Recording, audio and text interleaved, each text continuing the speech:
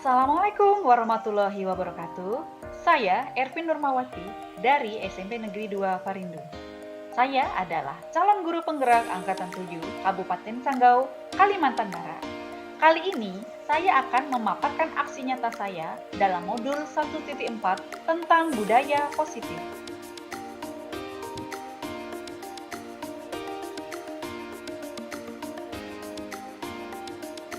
Baik, Bapak Guru hebat, berikut adalah rancangan tindakan aksi nyata saya.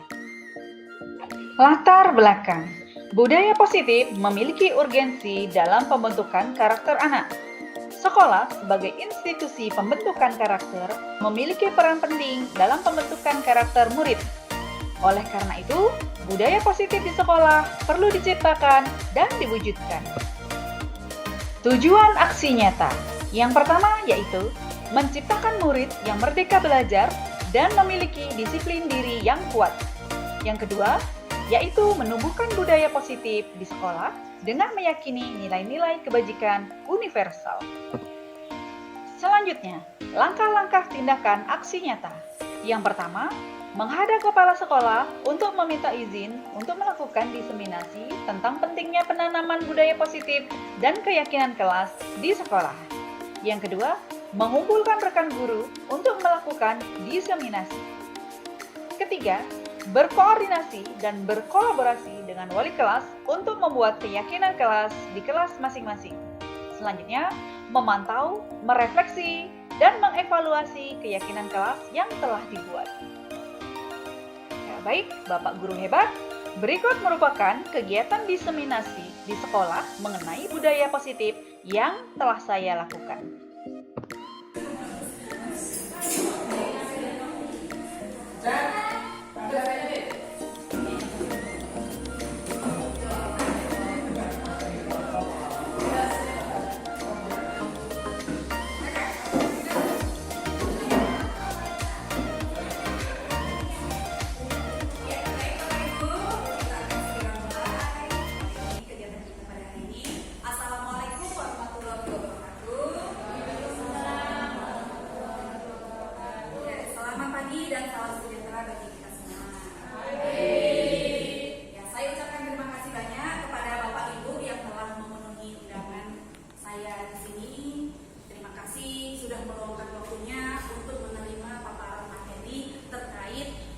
Program calon guru penggerak yang sedang saya ikuti.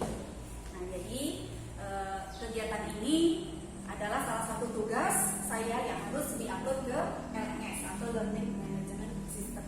Jadi mohon kerjasama Bapak Ibu untuk menerima dan menyimak materi dari saya. Siap Bapak Ibu? Siap. Terima kasih. Ya, yang pertama-tama saya akan menyampaikan materi tentang budaya positif. Nah, ini saya pelajari pada modul 1.4.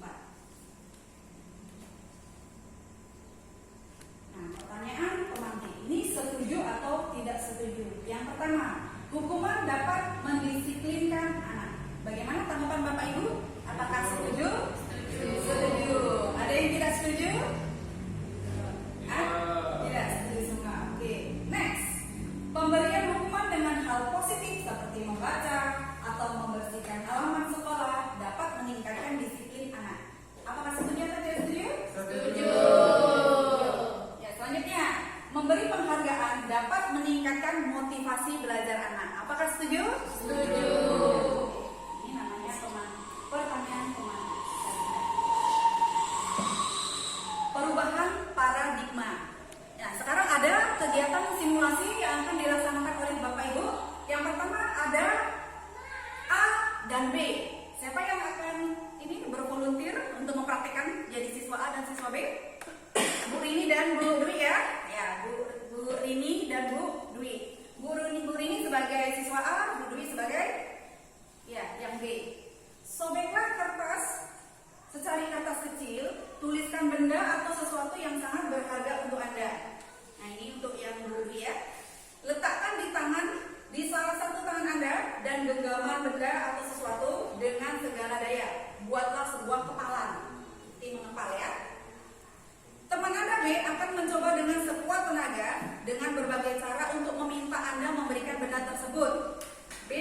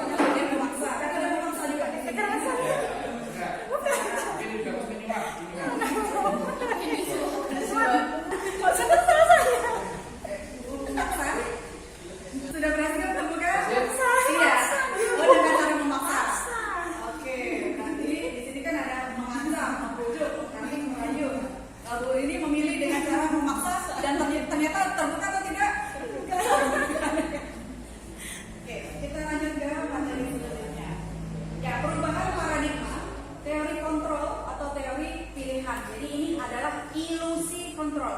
Apa itu ilusi? Ada yang tahu Bapak Ibu? Ilusi? Ilusi dan halusinasi. Nah itu kenapa berbeda istilah? Karena berbeda juga ininya. Apa ilusi? Ilusi adalah hayalan.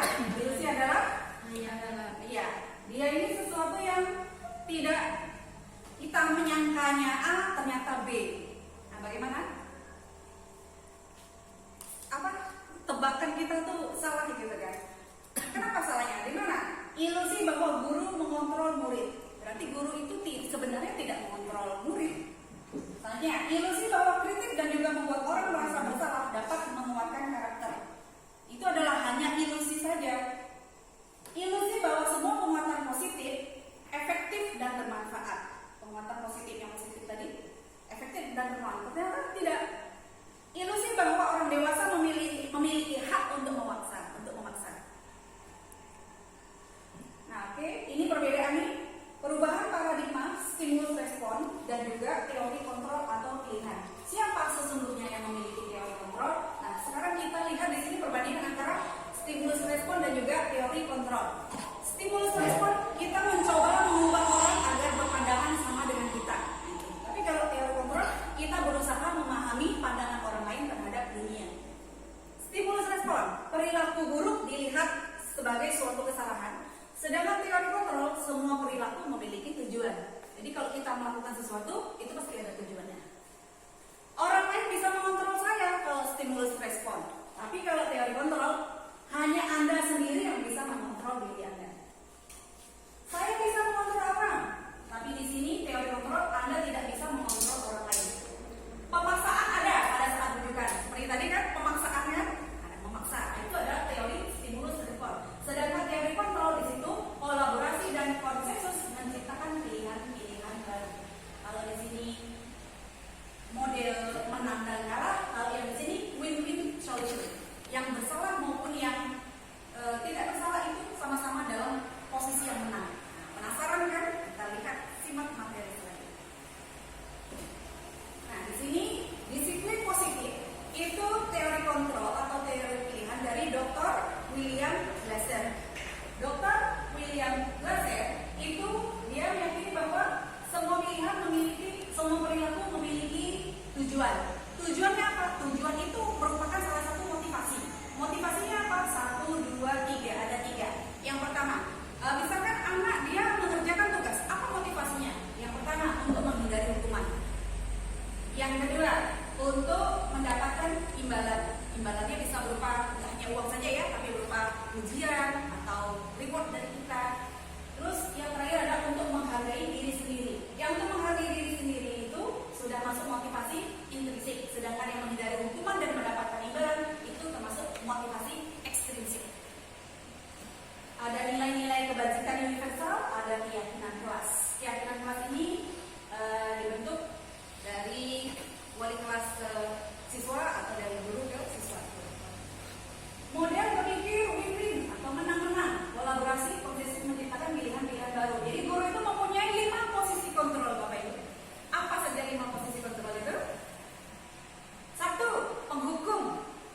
Yang kedua, pembuat rasa bersalah. Yang ketiga, teman, pemantau, dan yang terakhir adalah manajer. Kita evaluasi sendiri, Bapak Ibu, kita termasuk yang mana di antara 5 posisi guru ini, posisi kontrol guru ini? Ya, kalau saya sih terus terang masih masuk ke yang 1 dan 2. Bagaimana dengan Bapak Ibu? Sudah masuk, kalau misalnya sudah masuk yang ketiga, 4 atau 5 itu sudah alhamdulillah. Selanjutnya nanti akan ada segitiga restitusi. Nah, dari itu nanti inti dari materi ini. Selanjutnya, realitas kebutuhan kita itu berbeda. Kita berusaha memahami pandangan orang lain terhadap dunia. Setiap orang memiliki gambaran yang berbeda. Dan ada 5 kebutuhan dasar manusia. Apa saja? Kebutuhan untuk bertahan hidup, kebutuhan untuk penguasaan, butuh kasih sayang dan rasa diterima, butuh kesenangan dan juga kebebasan. Nah itu 5 kebutuhan dasar manusia. Apakah ada kebutuhan yang lain, Bapak Ibu? Nah jadi manusia itu melakukan sesuatu atas dasar 5 kebutuhan seperti ini. Ya bisa butuh rasa aman. Apa makna disiplin? Disiplin itu ternyata dari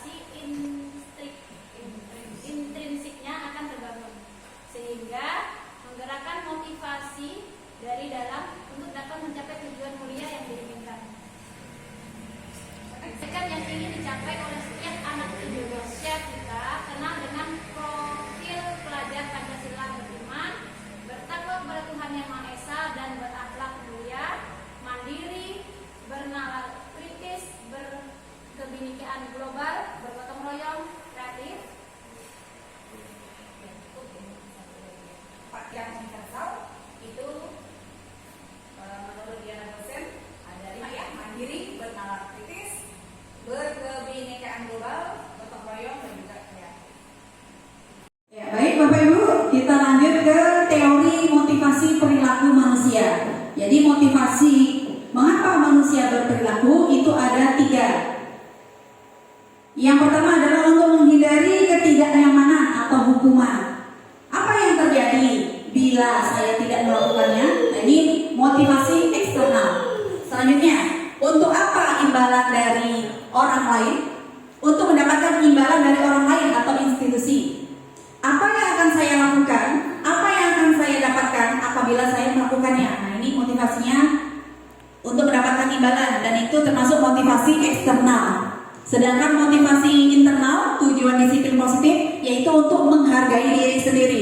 Saya akan menjadi orang yang seperti apa bila saya melakukannya. Nah, ini motivasi internal. Merdeka menurut Ki Hajar Dewantara. Nah, boleh dibaca Pak Heri? Merdeka menurut Ki Hajar Dewantara.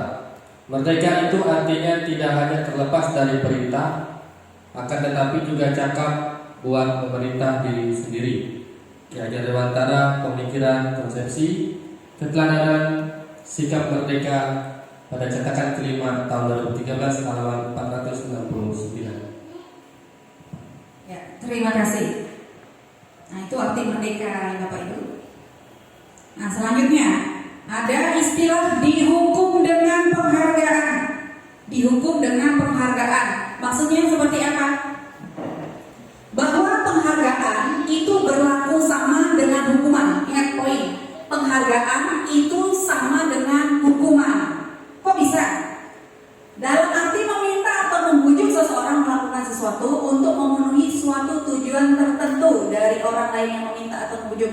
Jadi dorongan eksternal, dan akan ada faktor ketergantungan. Jadi dampak dari pemberian penghargaan menurut Avi Kohn tahun 1993, dampaknya adalah dampak pengaruh jangka pendek dan juga jangka panjang. Ada penghargaan hukuman. Penghargaan itu mengurangi ketepatan.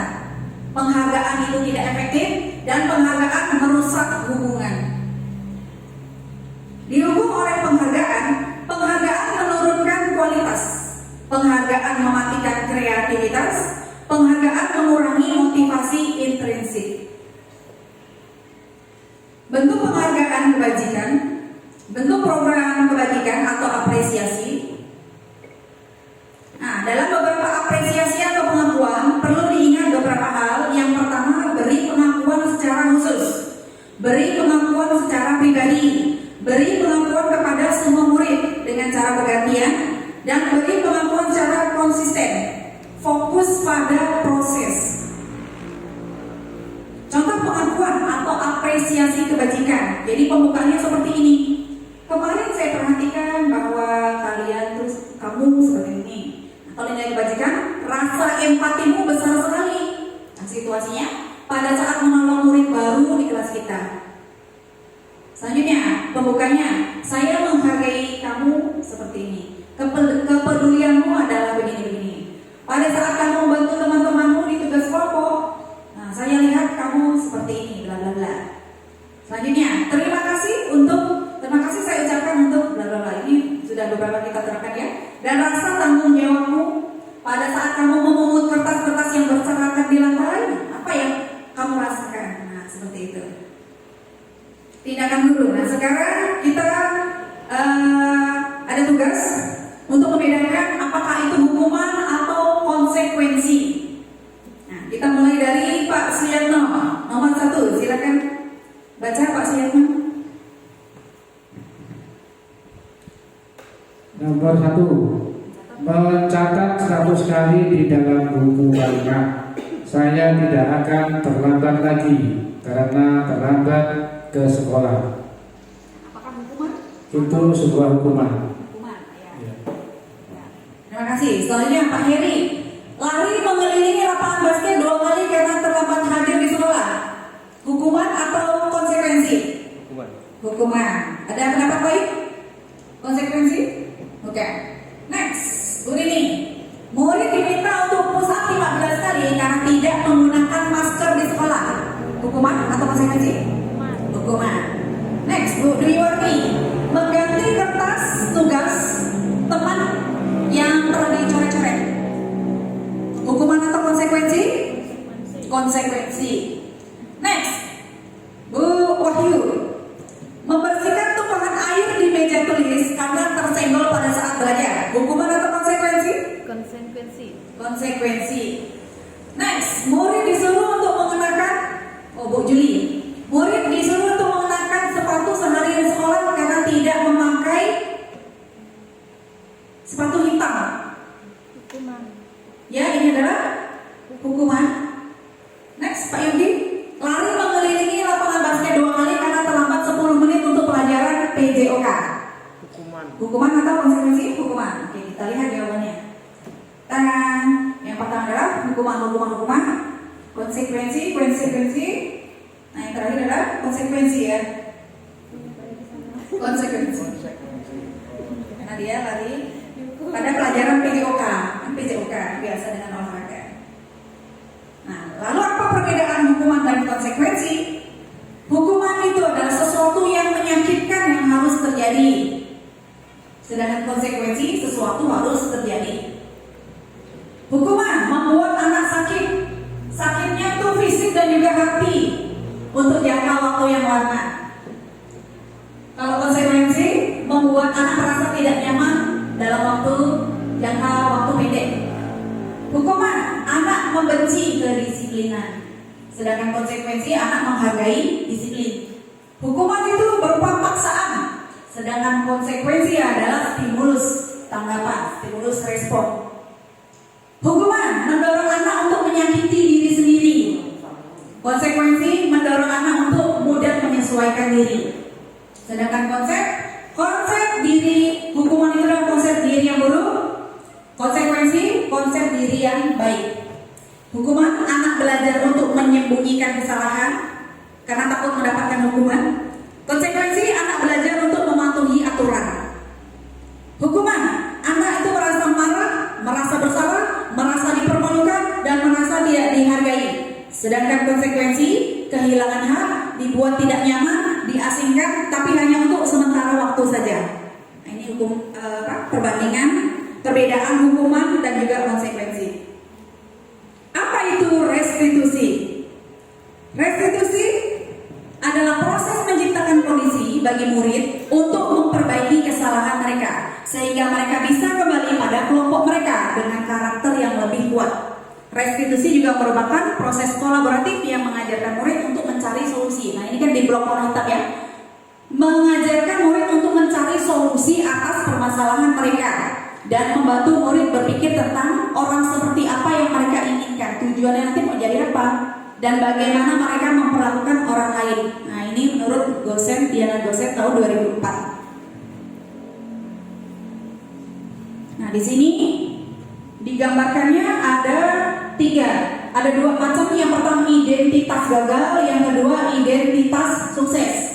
Kalau yang hukuman tadi sudah masuk ke identitas gagal, dan ujung-ujungnya negatif, paling bawah sendiri itu hasilnya negatif. Sedangkan identitas sukses itu disiplin, kalau konsekuensi nanti hasilnya netral, kalau restitusi nanti positif. Jadi kita akan sekarang mulai mengarah ke restitusi.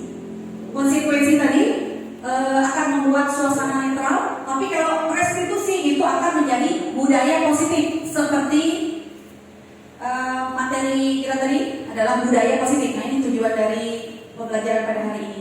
Restitusi merupakan pilihan. Restitusi menguatkan murid untuk jangka panjang. Korban mendapatkan ganti, murid anak mendapatkan penguatan, masalah terpecahkan. Murid belajar bertanggung jawab untuk perilakunya, fokus pada pemecahan masalah dalam jangka waktu panjang. Ini menarik sekali kan? Apa yang kamu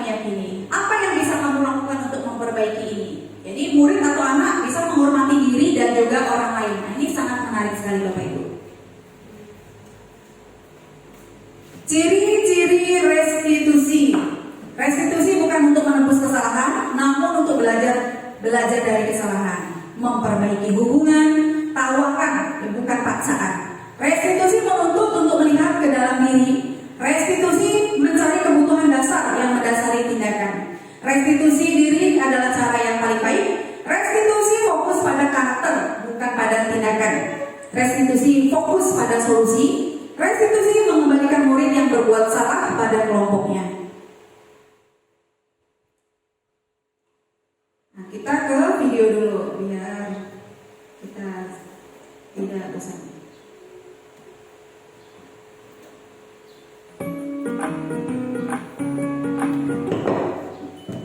Salam dan bahagia Ibu dan Bapak guru hebat. Pada video kali ini kita akan membahas tentang salah satu program disiplin positif yang diterapkan di lingkungan sekolah yang dikenal dengan nama restitusi.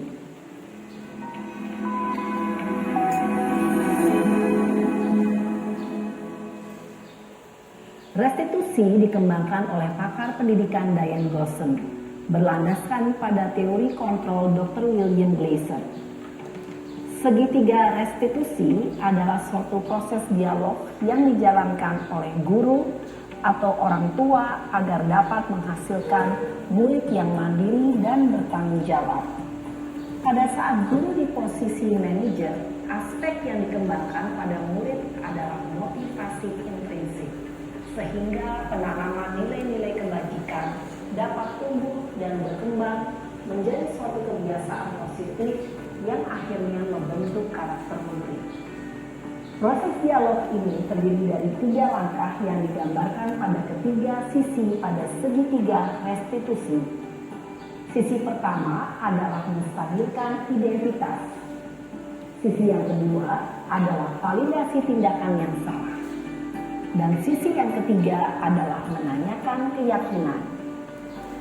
Ibu dan Bapak guru, berikut ini akan ditunjukkan bagaimana seorang guru berada dalam posisi manajer menggunakan penerapan segitiga restitusi.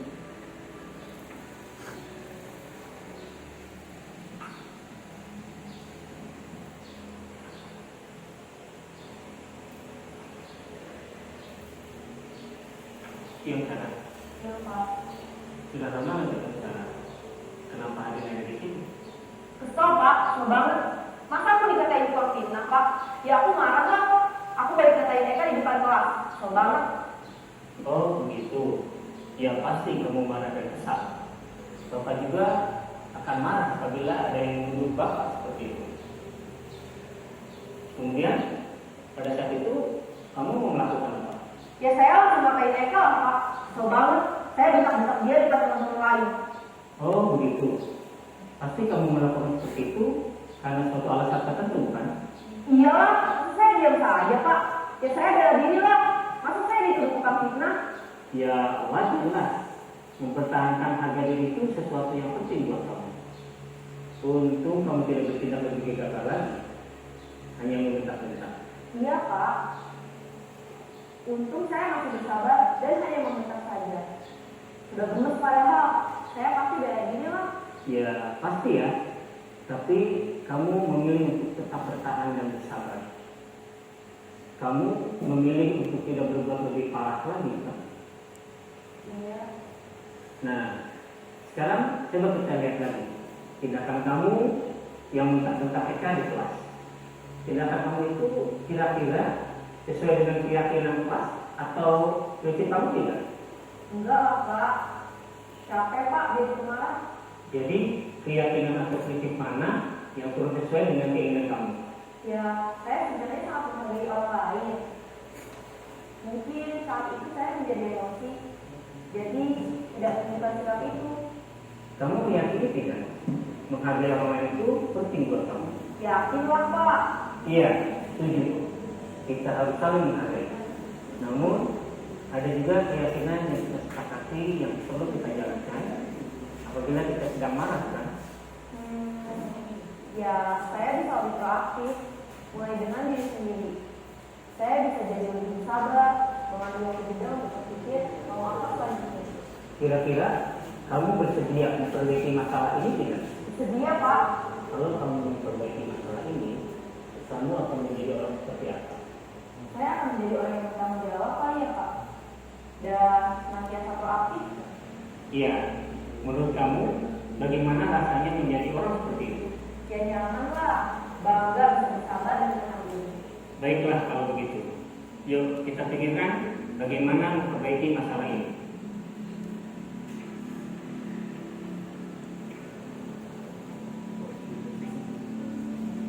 Ibu dan Bapak guru hebat, baru saja kita menyaksikan contoh bagaimana seorang guru berada dalam posisi manajer menggunakan penerapan segitiga restitusi. Mari kita bahas satu persatu. Pada sisi pertama, menstabilkan identitas berdasarkan pada prinsip bahwa membuat kesalahan adalah bagian dari proses pembelajaran. Sisi pertama dari segitiga ini berperan menggeser identitas murid dari identitas gagal ke identitas sukses. Murid yang sedang bertingkah laku yang tidak pantas atau menarik diri saat itu sedang mengalami identitas gagal. Bila kita mengkritiknya, maka posisinya tidak akan berubah. Kita bisa mengajukan pernyataan-pernyataan ini. 1. Membuat kesalahan sesuatu yang wajar. 2. Manusia tidak ada yang sempurna. 3. Kita bisa memperbaiki masalah ini. 4. Saya tidak menanyakan kesalahannya. Saya lebih fokus bagaimana memperbaiki masalah ini. 5. Apakah saat ini kamu telah menjadi orang yang baik untuk dirimu sendiri? Pada sisi kedua, validasi tindakan yang salah berlandaskan pada prinsip bahwa setiap perilaku berupaya memenuhi suatu kebutuhan tertentu. Guru yang telah memahami teori kontrol akan bergeser dari pemikiran stimulus respon menjadi proaktif dan mencoba untuk mengenali tujuan dari perilaku murid, mengenali dan mengakui kebutuhan murid ini dapat memperbaiki hubungan dengan murid tersebut. Pernyataan atau pertanyaan bisa disampaikan dengan nada suara tidak menghakimi atau memojokkan, sehingga dapat mengembalikan murid pada posisi positif. 1. Kamu bisa saja bertindak lebih gegabah lagi dari ini. 2. Kamu bukan melakukannya tanpa suatu alasan tertentu. 3. Kamu melakukannya karena mempertahankan sesuatu yang penting bagimu. 4. Mungkin kamu bisa mempelajari suatu perilaku baru yang lebih efektif. Bersediakah kamu mempelajarinya? Selanjutnya, kita akan simak sisi terakhir, yaitu menanyakan keyakinan. Teori kontrol menyatakan bahwa pada dasarnya kita termotivasi secara intrinsik. Pada saat perilaku yang salah telah divalidasi dan identitas sukses telah stabil, maka murid telah siap menaikkan keyakinan-keyakinannya dengan tindakannya yang salah dan pemikirannya telah bergeser ingin menjadi orang yang dituju. Pertanyaan-pertanyaan ini dapat menaikkan keyakinan-keyakinan yang diambil murid. 1. Sebagai keluarga atau kelas, apa yang kita yakini? 2. Nilai-nilai apa yang telah kita sepakati? 3. Seperti apa gambaran sebuah kelas yang ideal bagi kami? 4. Kamu ingin menjadi orang seperti apa?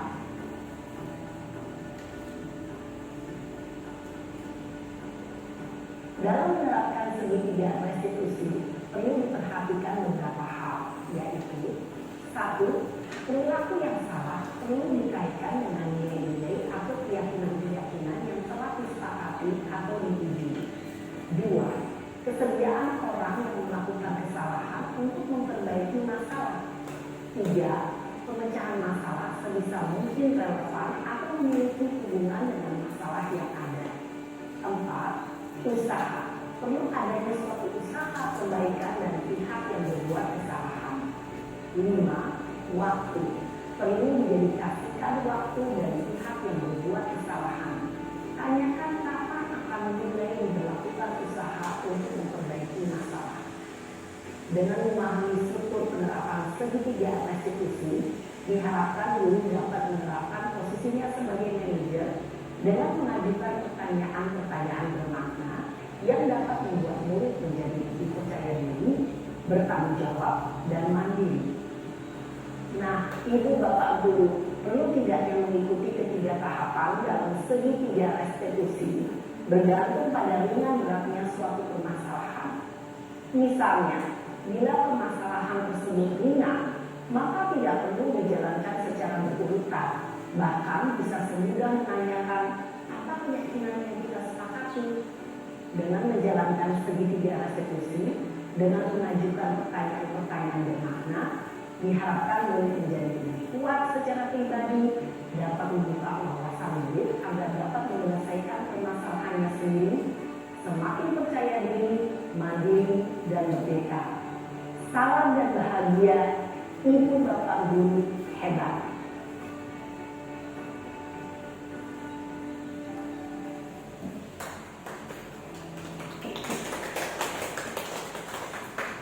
Ya, Bapak Ibu, bagaimana setelah menyimak video tentang praktek segitiga restitusi? Apakah gimana perasaannya? Ya, merasa bayangannya merasa sulit ya, karena ala bisa karena biasa. Kita belum terbiasa. Nanti kalau sudah terbiasa akan menjadi model. Ya, pembelajaran ketiga, keyakinan kelas. Mengapa tidak peraturan saja? Mengapa harus keyakinan kelas? Nah, kita langsung ke mengapa. Mengapa kita memiliki peraturan harus menggunakan helm bila mengendarai roda 2? Nah, mengapa? Alasannya untuk apa? Untuk keselamatan. Nah, ini dia keyakinannya di sini. Keyakinan atas keselamatan. Selanjutnya, mengapa kita memiliki peraturan 3M? Menggunakan masker, mencuci tangan, dan menjaga jarak 1,5 meter. Apa keyakinannya yang dasar atau keyakinan kita untuk melakukan 3M ini? Atas dasar keyakinan akan kesehatan. Oke. Next, mengapa kita memiliki peraturan harus datang tepat waktu pada saat mengikuti pelatihan? Pada saat pelatihan, pada saat kita sekolah, kenapa harus datang tepat waktu? Dasar keyakinan apakah? Iya, disiplin, bertanggung jawab.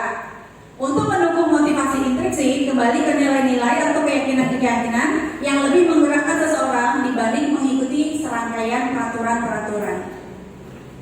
Nah, bila kita lihat di sini, peraturan kelas itu dia dalam lingkup yang paling kecil, keyakinan kelas itu lingkupnya lebih besar lagi. Bila keyakinan kelas itu sudah tertanam di dalam hati, itu akan membentuk lingkungan positif. Lingkungan positif selanjutnya akan membentuk budaya positif. Nah, kita lihat sini, yang mana yang merupakan keyakinan kelas? Yang mana?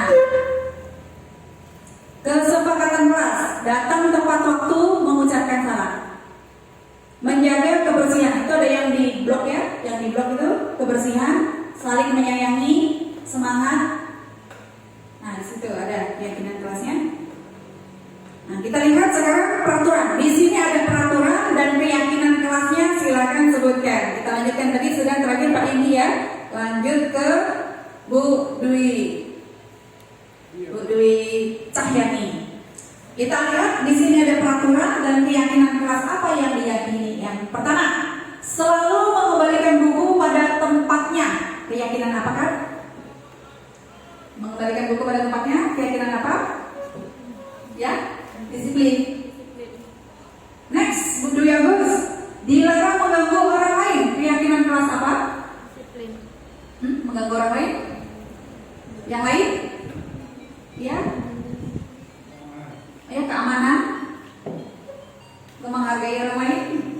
Next, hadir di sekolah 15 menit sebelum pembelajaran dimulai. Paling berat? Disiplin. Kembali lagi ke depan ke Pak Suyarto. Dilarang melakukan kekerasan. Keyakinan kelas apa?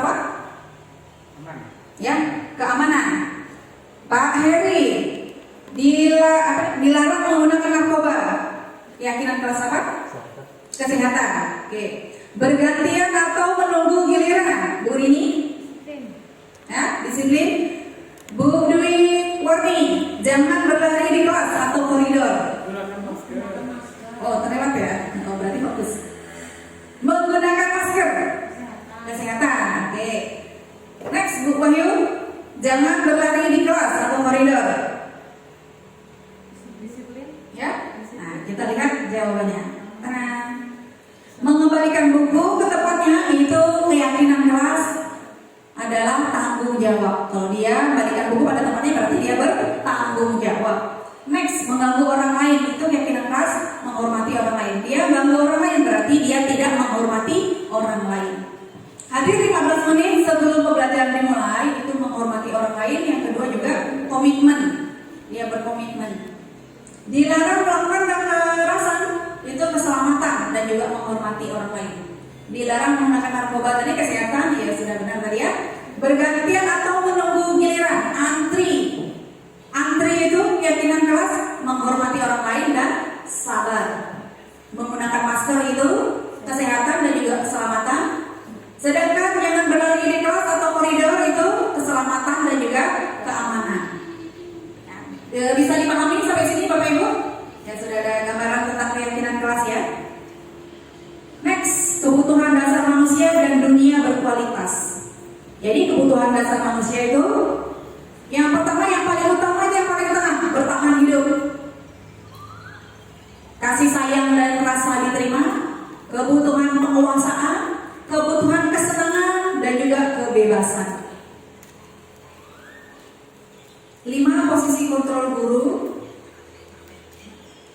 Nah, di sini 5 posisi kontrol guru, identitas tergagal tadi, penghukum dan pembuat rasa bersalah itu masuk ke dalam identitas gagal. Sedangkan identitas berhasil atau sukses itu kalau guru sudah menjadi teman dan menjadi pemantau itu masuk dalam identitas berhasil atau sukses, tapi itu kontrolnya dari luar, dari kita, dari gurunya tadi sebagai teman dan juga pemantau. Sedangkan identitas berhasil atau sukses itu adalah kontrol diri sendiri. Nah, di situ guru sudah menempatkan diri sebagai manajer. Nah, di sini identitas berhasil kontrol diri. Dia mengajukan pertanyaan-pertanyaan, apa yang kita yakini, apa yang bisa kamu kerjakan untuk memperbaiki masalah ini, menguatkan pribadi dan juga murid meletakkan dirinya sebagai individu yang positif dalam dunia berkualitas. Nah, bagaimana cara memperbaiki keadaan dan mengevaluasi bagaimana cara memperbaiki diri. Nah, itu bila guru sebagai manajer akan masuk ke dalam identitas berhasil sukses. Nah, pertanyaan ini. Nah, kita lihat di sini ada pertanyaan dan siapa yang mengatakan. Maksudnya tadi posisi gurunya itu sebagai apa? Guru sebagai penghukum kah? Guru sebagai pembuat rasa bersalah? Guru sebagai teman? Guru sebagai pemantau? Atau guru sebagai manajer? Kita lanjut lagi. Pertanyaan. Lanjut tadi sampai ke Bu Wahyu ya. Lanjut ke Bu Juli. Ya, Bu Juli. Saya kecewa sekali dengan kamu. Guru sebagai teman. Kamu tidak pernah belajar melakukannya. Apa? Oh, guru ya, kita ulangi ya. Guru sebagai penghukum. Guru sebagai pembuat orang merasa bersalah. Guru sebagai teman. Guru sebagai pemantau dan guru sebagai manajer. Yang kedua apa Pak? Guru sebagai pembuat orang merasa bersalah. Nah, guru penghukum. Nah, dari guru sebagai penghukum ya. Oh, soalnya tadi. Dari pertama. Ya, saya kecewa sekali dengan kamu. Ya, guru pembuat rasa bersalah dan juga ayo 2 jawabannya. Yang kedua tadi. Oh, yang kedua ini guru sebagai pembuat rasa bersalah. Ya. Oke. Kamu tidak pernah. Bisa 2 kan jawabannya? Jawabannya bisa 2. Iya, bisa. Ya, bersalah dari teman. Sebagai teman juga bisa ya. Oke, berarti antara 2 itulah pokoknya ya. Next, Pak Yogi, kamu tidak pernah benar melakukannya. Kamu tidak pernah benar melakukannya. Salah terus. Nah, ya. sebagai penghukum. Oke. Next, Bu Dwi Cahyani. Ayolah lakukan demi kebaikan Ibu atau Bapak sebagai teman. Oke, Bu Dwi Agus. Apakah kamu mau mendapatkan stiker bintang ini? Apakah kamu mau mendapatkan stiker bintang hari ini? Kalau kamu mau dapat stiker bintang, kamu harus bla bla bla. Apa? Sebagai manajer, pemantau, teman, sebagai manajer. Next, bagaimana kamu bisa menyelesaikan masalah ini? Pak Suyatno, bagaimana kamu bisa menyelesaikan masalah ini? Guru sebagai apa nih? Teman, pemantau, manajer. Oke. Kamu selalu yang paling terakhir. Pemantau. Kamu selalu yang paling terakhir. Kita lihat jawabannya. Tadang. Saya kecewa sekali dengan kamu, membuat orang merasa bersalah. Oke, benar. Yeay. Kamu tidak pernah benar melakukannya. Menghukum. Ayolah lakukan ini demi Bapak Ibu. Itu sebagai guru, sebagai teman. Apakah kamu mau mendapatkan stiker bintang hari ini? Sebagai pemantau, guru sebagai pemantau. Bagaimana kamu bisa menyelesaikan masalah ini? Nah, itu segitiga restitusi tadi ya Bapak Ibu ya, manajer. Bisa nggak kamu menyelesaikan masalah ini? Terakhir, kamu selalu yang paling terakhir. Selalu terakhir lagi, kamu lagi. Nah, itu sebagai penghukum. Guru sebagai penghukum posisinya. Ya, peraturan pemantau konsekuensi hadiah, kita bergerak menuju ke nilai-nilai manajer memperbaiki. Bagaimana caranya?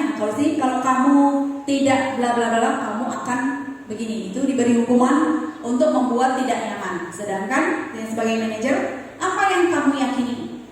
Bagaimana kamu memperbaiki masalah ini? Nah, itu untuk memperbaikinya. Jadi kita berdua mendapatkan apa yang kita butuhkan. Next, segitiga restitusi. Nah, segitiga restitusi yang sudah kita simak tadi, yang pertama yaitu menstabilkan identitas.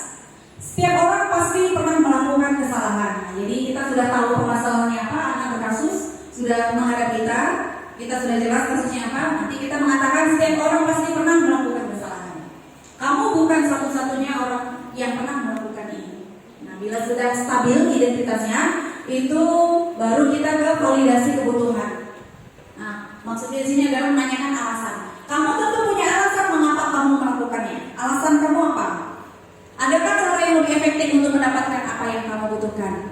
Nah, bila kita sudah mengetahui alasan anak melakukan hal itu, lanjut ke menanyakan keyakinan. Nilai-nilai apa yang telah kita sepakati? Kamu mau menjadi orang yang seperti apa? Ada nggak niat untuk memperbaiki diri? Kapan? Kalau misalnya sudah bersedia, kapan akan memulainya? Nah, seperti itu yang pertanyaan untuk menanyakan keyakinan. Nah, di sini untuk menstabilkan identitas. Jadi kata-kata apa saja yang bisa kita katakan untuk membuat anak yang merasa gagal karena berbuat salah menjadi positif terhadap dirinya. Jadi dinetralkan dulu, distabilkan dulu identitasnya. Guru bisa ngomong apa di sini? Bisa mengatakan berbuat salah itu adalah hal yang manusiawi. Tidak ada manusia yang sempurna. Bapak Ibu juga pernah buat salah kok. Kita pasti bisa menyelesaikan permasalahan ini. Bapak Ibu tidak tertarik untuk mencari siapa yang salah, siapa yang benar, siapa yang salah. Bapak atau Ibu ini lebih tertarik untuk menyelesaikan masalah. Kalau kamu menyalahkan diri sendiri terus, apakah kamu akan bersikap baik pada dirimu sendiri? Nah, ini kata-kata yang Bapak Ibu guru bisa ucapkan untuk menstabilkan identitas. Nah, nanti filenya boleh lah saya kasih ke Bapak Ibu. Next, validasi kebutuhan. Itu untuk membantu murid mengenali basic need, kebutuhan dasar yang ingin dipenuhinya ketika melakukan kesalahan. Pada dasarnya setiap tindakan manusia tujuannya adalah untuk memenuhi basic need atau kebutuhan dasar. Apakah itu power, kekuatan, freedom, kebebasan, love and belonging, cinta dan kasih sayang, fun and survive atau survival, atau bertahan hidup. Jadi guru bisa mengucapkan kata seperti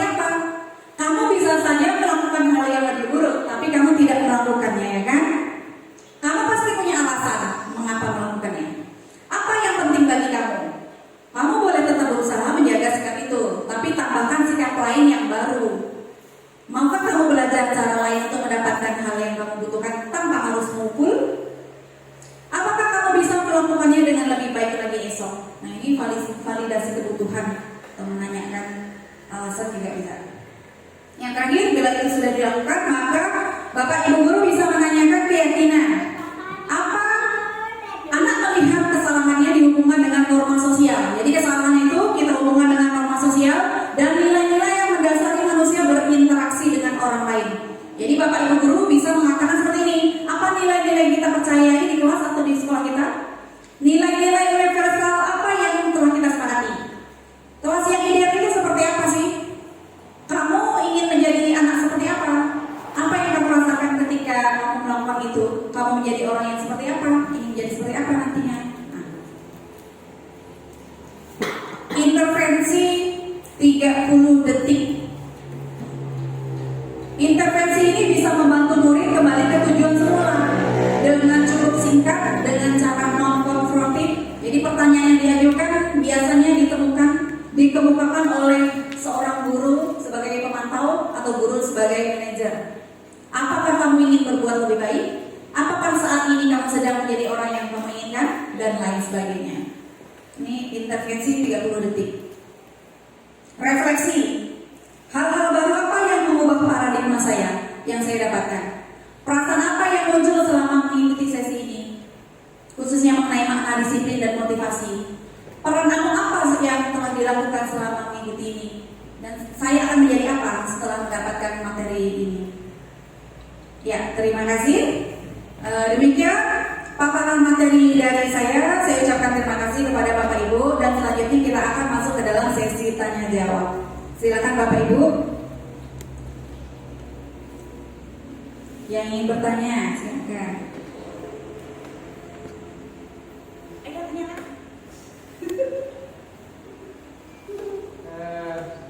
Ya Pak Suyamno, silakan. Saya pernah menangani tentang menangani siswa kelas 8A itu ESTA kan. Jadi dia intinya tidak jujur dari wali bukan kelas orang tuanya, wali muridnya mengatakan bahwa kalau saya titip uang ke ESTA maka tidak akan sampai. Nah, lalu tolong Pak, anak itu dibuat biar jujur. Maka suatu pihak yang lain saya bilang dengan dia, kamu harus berbuat jujur ya, jangan berbohong atau dengan tidak jujur. Iya Pak. Sekali yang kedua kalinya ada kerja lagi, dia tidak jujur lagi. Lalu saya panggil, tapi tidak saya marah, tidak apa, saya tanya, kan Bapak sudah pernah bilang kamu untuk berjujur kan? Nah, mulailah dia mengintroduksi diri dalam arti tadi identitas ya. Nah maka dia bilang, oh iya Pak, kalau tidak jujur berarti berdosa kepada Yesus ya Pak. Iya, saya bilang gitu. Peristiwa ini apa menurut Ibu kaitannya dengan materi ini? Mulai ada perubahan pada diri ESTA. Dia mengatakan, iya Pak, kalau tidak jujur berarti berusaha kepada Yesus Pak. Iya, saya bilang begitu. Ya. Terima kasih. Ini untuk dibahas ke dalam materi yang itu sampai kaitan. Terima kasih. Ya, terima kasih Pak Suyarno atas berbagi pengalaman kepada kita semua. Jadi mungkin ada beberapa dari kita sudah menerapkan praktek segitiga restitusi. Cuma kita tidak tahu istilahnya, oh kita tuh seperti ini, gitu kan? Nah, saya tuh sudah melakukan langkah-langkah segitiga restitusi. Nah, jadi Bapak sudah merasa Bapak sudah melakukan hal itu, pernah menerapkan, cuma kan Bapak tidak tahu bahwa itu adalah langkah-langkah segitiga restitusi. Dan dengan adanya materi ini, Bapak Ibu dikuatkan, oh seperti ini, sudah ada dasarnya. Apa dasarnya? Dasarnya adalah langkah-langkah yang terdapat pada segitiga restitusi. Dan itu bisa kita lanjutkan. Sesuatu yang dahulu kita sudah memahami langkah-langkah itu, cuma belum tahu istilahnya. Sekarang sudah tahu istilahnya, itu lebih menguatkan lagi untuk kita semua, untuk Bapak Ibu dan juga saya, bagaimana kita menangani anak-anak kita yang bermasalah. Ya, seperti itu Pak siapnya ya. Ya, oke, terima kasih. Next, Bu Rini. Baik, jadi yang kami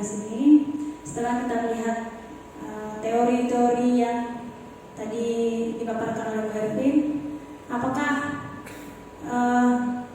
restitusi itu bisa diterapkan di sekolah kita, padahal pada kenyataannya setiap ada sesuatu kesalahan anak itu selalu dihukum dan dihukum. Apakah kita bisa menerapkan itu dengan menghilangkan hukuman-hukuman pada anak yang melakukan kesalahan? Baik, itu saja pertanyaan. Ya, baik, terima kasih Bu Rini atas pertanyaannya. Selama ini kita menerapkan sistem hukuman dengan harapan untuk membuat anak lebih baik lagi, untuk membuat anak sadar dan dia tidak akan melakukan kesalahan yang sama. Tapi setelah kita melihat paparan materi dari ini, kita melihatnya hasilnya adalah negatif, kan? Nah, kita melihat hasilnya adalah yang negatif. Nah, sekarang setelah mendapatkan materi dari ini, mungkinkah kita nanti akan menerapkan segitiga restitusi setiap ada permasalahan? Nah, jawabannya kan kembali lagi ke Bapak Ibu. Kira-kira kita mampu enggak untuk menerapkan hal ini? Kita refleksi kepada diri sendiri. Karena ada refleksi tadi, kita refleksi. Kita bisa nggak menstabilkan emosi? Tentunya tadi ada Bapak Guru tadi yang sedang menangani anak. Apakah dia dalam keadaan marah-marah? Tidak, kan? Dia dalam keadaan yang emosinya stabil. Jadi kita pertama-tama yang harus kita lakukan, kita stabilkan dahulu emosi kita. Bila kita sudah stabil, saya rasa marilah kita sama-sama juga kita akan mencoba untuk menerapkannya. Nah, bagaimana Bapak? Silakan. Jadi mungkin posisi pertama kita adalah apabila melihat anak itu merasa ada melakukan kesalahan, maka yang kita terapkan dalam diri kita kendalikan emosi kita dulu, sehingga kita mampu berpikir bagaimana cara menyelesaikan permasalahan ini kepada anak dengan diarahkan kepada hal yang positif tadi. Tetapi kalau kita sudah sendiri melihat karena langsung emosi, nanti kita sendiri sebagai guru juga nggak akan terkendali, nggak bisa memberikan jalan keluar yang baik. Nah, tentunya ini satu masukan yang pertama adalah pengendalian diri terhadap emosi kita, yaitu begitu. Ya, terima kasih Pak Suyatno atas tanggapannya. Dan menurut yang saya alami selama ini, bila ada anak yang bermasalah, itu saya pastinya emosi dahulu, kan, langsung saya kasih ambil tindakan yang instan dengan cara menghukum. Nah, seperti itu. Nah, saya harusnya merefleksi diri saya sendiri. Saya harus stabil dulu emosi, tunggu saat yang tepat, dan timing yang tepat lah. Baru kita panggil anak itu, kita laksanakan segitiga restitusi. Bagaimana Bapak Ibu? Bapak Ibu kira-kira untuk melakukan mempraktekannya tentang materi yang sudah kita dapatkan seperti ini. Ketika saya mendapatkan materi ini, saya juga berpikir bahwa seperti ini ya. Gitu. Makanya saya mengajak teman-teman, tambah lagi ada tugas lagi. Nah, seperti itu. Jadi kita mencoba ya, mari kita Bapak Ibu ya, saya mengajak diri sendiri dan juga seperti foto calon guru penggerak nih kan, tergerak, bergerak dan menggerakkan. Nah, seperti itu. Silakan Bapak Ibu, ada lagi yang mau menanggapi? Pak Heri mungkin, Pak Indra mungkin, Pak Yuki, sudah cukup. Oke. Coba saya. Oh ya, Pak Yuki. Jangan coba-coba. Ya. Terima kasih. Memang kalau mau dilihat kan memang rata-rata yang pernah menjadi kesiswaan memang harus bukan dalam sibuk, harus lebih tegas. Pada akhirnya kesannya itu emosian. Memang untuk mengendalikan diri itu memang butuh proses. Nah, kalau dilihat dari video yang dari kita saksikan bersama itu memang cukup berat, karena video itu kan pasti orang terpilih yang menjadikan video. Kemudian yang kedua emang sudah punya dialognya. Ya. Memang tadi saya sempat berdiskusi juga, bukan berdiskusi, saya ngajak ngobrol teman di belakang Bu Wijayani dan Bu Agus. Sepertinya agak susah kalau diterapkan di sekolah kita memang. Ya, tapi kalau memang itu memang teorinya, ya sangat mungkin kita praktekkan. Karena untuk mengajak anak ngobrol saja susah. Ya, pertama kita yang emosi, kemudian kita ngajak anak itu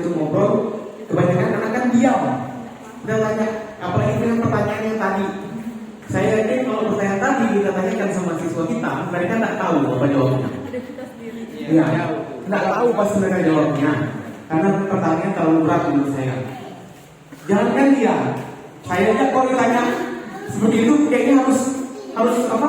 2-3 kali makan sapi dulu jawabannya benar atau apa? Saya lihat di awal-awal tadi belum nyambung, setelah tengah-tengah baru nyambung. Iya, Ini maksudnya gitu. apalagi yang ditanya oleh guru tadi. Kalau kita nanya kayak gitu kan, siswa, ini kamu maunya sebenarnya kamu mau jadi apa? Aduh, anak kita mungkin tidak jawab. Saya yakin itu. Tapi kalau memang itu memang teorinya ya memang kalau saya tarik kesimpulan memang di mana-mana tuh teori itu memang hampir tidak sesuai dengan realita yang ada. Tapi ya bagaimana caranya kita untuk tetap mencoba ya berlatih untuk lebih baik. Itu saja Bu. Terima kasih. Mungkin yang boleh saya tambahkan tuh jangan bilang kepada anak foto, begitu ya. Jadi kalau itu sih tak. Kalau saya tambahkan, jadi jangan mengklaim anak dengan kata-kata yang gimana ya, negatifnya kalimat negatif itu. Yang apabila dibalikkan kepada kita juga kita tidak mau dikatain seperti itu. Nah, mungkin itu ya, karena saya juga biasa kalau di ruang TU sama Bu Wil mengamati guru yang lagi di luar di apa tuh, kami diskusi dengan Bu Wil. Oh ya, termasuk Bu Wil ngomong ya, karena Bu Wil ngomong dengan anak-anak tuh, saya tidak bisa nangkap oleh anak-anak ya, gitu kan. Mungkin kemudian di depannya itu terlalu cepat sekali ya. Saya juga tidak nangkap apalagi anak-anak. Gitu. Jadi mungkin cara kita berdialog tadi. Tidak boleh terlalu cepat, kemudian tidak boleh keluar kata-kata yang menjuluki kepada anak itu menjadi yang negatif. Kalau dulu teori kita gini, kita tidak boleh memperlihatkan anak kesalahan anak, membuka kesalahan anak di depan teman-temannya. Mungkin dari situ awalnya, baru kepada tingkat yang ini tadi, ya, termasuk mengatakan yang seharusnya tidak dikatakan menjadi anak yang tidak baik. Itu saja ya.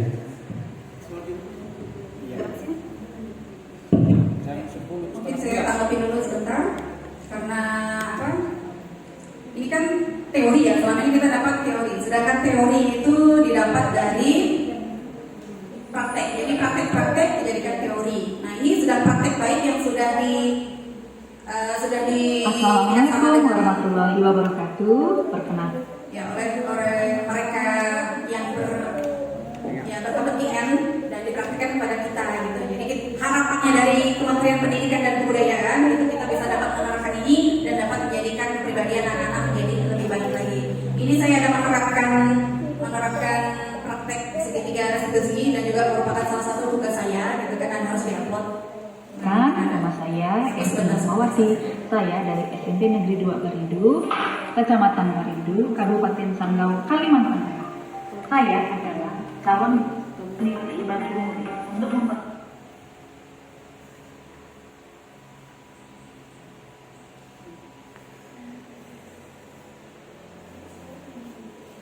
Jadi ada sepintas-pintas lah ya. Ini saya sudah menerapkan segitiga restitusi. Nah, ya, ini ada pasti dengan kasus. Nah, kita lihat yang kasusnya Rasti lah.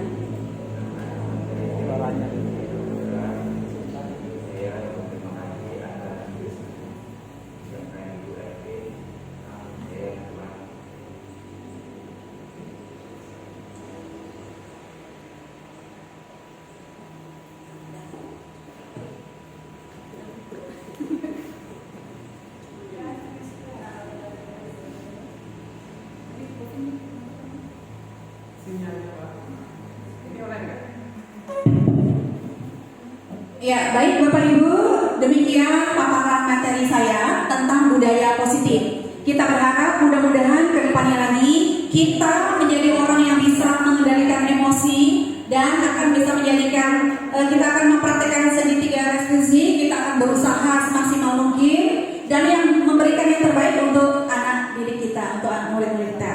Ya, saya akhiri. Wabillahi taufiq wal hidayah. Wassalamualaikum warahmatullahi wabarakatuh. Ya, selamat siang dan salam sejahtera bagi kita semua. Salam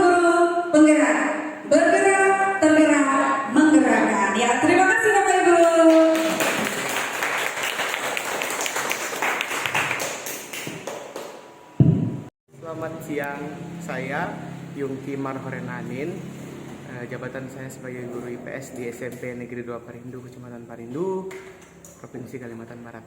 Setelah mendapatkan materi tentang segitiga restitusi, saya memahami bahwa bagaimana cara menangani anak yang bermasalah sesuai dengan aturan yang baik, sesuai dengan tingkatan yang ada pada segitiga restitusi. Ya, semoga materi tadi dapat kami aplikasikan dalam pembelajaran di sekolah kami. Terima kasih Bu Ervin yang telah memberikan materi. Semoga sukses selalu. Salam guru penggerak. Baik, assalamualaikum warahmatullahi wabarakatuh. Perkenalkan, nama saya Wahyu Wijayati. Di sini saya sebagai guru IPS serta pengelola perpustakaan di SMP 2 Parindu. Atas materi yang Ibu Ervin sampaikan kemarin tentang budaya positif, menurut saya itu merupakan materi yang memang bagus kita terapkan di sekolah maupun di lingkungan sekitar kita. Karena budaya positif yang materi yang Ibu Ervin sampaikan kemarin benar-benar merupakan kegiatan atau praktek langsung memang yang harus kita laksanakan di sekolah-sekolah ataupun sekolah kita ajar sekarang, yaitu SMP 2 Parindu. Mungkin terima kasih banyak kepada Ibu Ervin telah menyampaikan materi kemarin yaitu budaya positif. Semoga materi tersebut bisa kita gunakan atau bisa rekan-rekan guru gunakan atau praktekkan langsung di sekolah kita di SMP 2 Parindu. Terima kasih. Terima kasih kembali untuk Ibu Ervin telah menyampaikannya. Semoga kami semua bisa memahami, bisa melaksanakan tentang materi yang Ibu Ervin sampaikan. Terima kasih saya sampaikan. Wassalamualaikum warahmatullahi wabarakatuh.